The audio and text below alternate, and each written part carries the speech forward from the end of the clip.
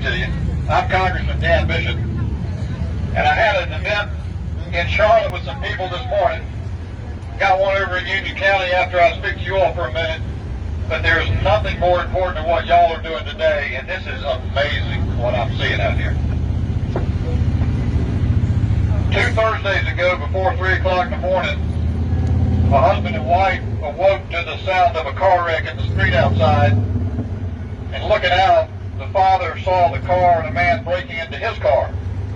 And he shouted at him to stop. This brazen burglar comes to the window with a crowbar in hand and bashes the window in. And the terrorized family called 911.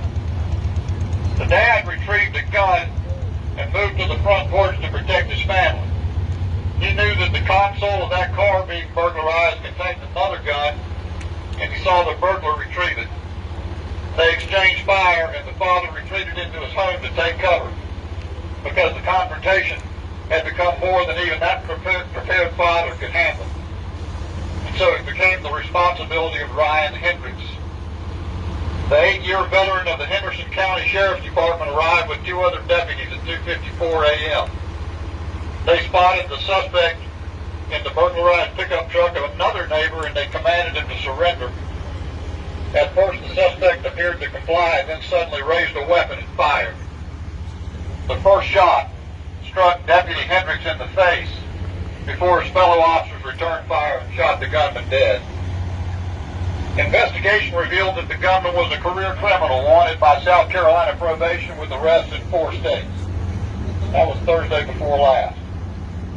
The next day, Deputy Hendricks, Ryan Phillip Hendricks, 35, Marine Corps vet, was declared brain dead, and the organs he donated were harvested to save more lives. Ryan's 6-year-old son and 9-year-old daughter will live with only those fragmentary memories of their father that an unprepared juvenile mind can retain. Ryan's fiancée will not have that October wedding that they planned. What y'all are here about today is that the murder of Ryan Hendricks is not an isolated story. 193 law enforcement officers have died in the line of duty in 2020, up 86%. It's the deadliest of the past 10 years. And I thank this deputy for letting me use his PA system and y'all for listening, but nothing I can say can ennoble the sacrifices of those lost, nor the many others injured, nor even of the thousands of law enforcement officers who serve every day to make civil existence possible in this nation that we love. Those sacrifices, that service, they speak for themselves.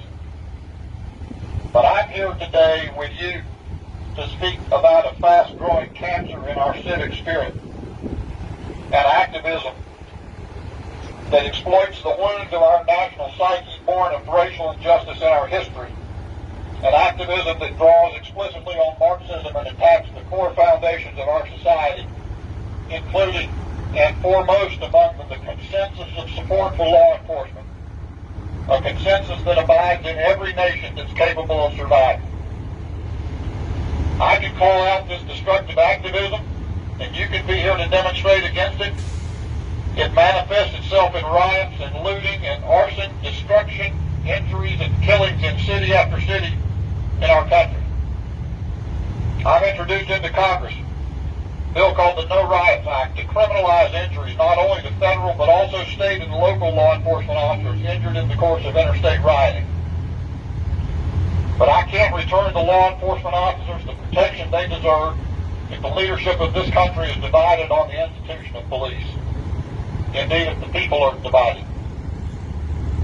So I'm honored by what you're here today to do, and I'm honored to be among you, and I call on all of us to speak for this nation in about 48 days. Make clear that every leader on your ballot, from the President of the United States to members of Congress, to the governor, to mayors, must back the blue.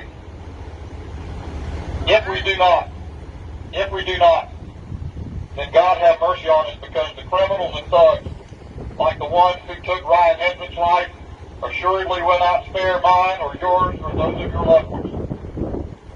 This country that we live in is exceptional. The foundational ideas have never been improved upon. the recognition that every human, every person is special. Every person has rights.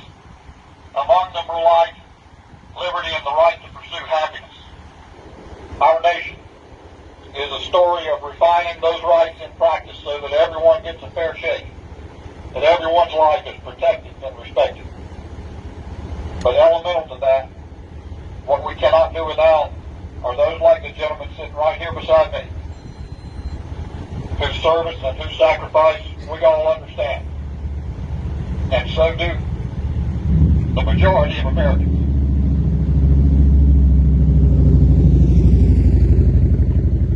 Most Americans know that Ryan Hendricks is a hero, and so are all of those who serve in blue. Most Americans know that we cannot do without you. Most Americans know that those who make an argument for fundamental change in this country, in that respect, wrongly build animosity against the people who serve every day to protect our lives and property.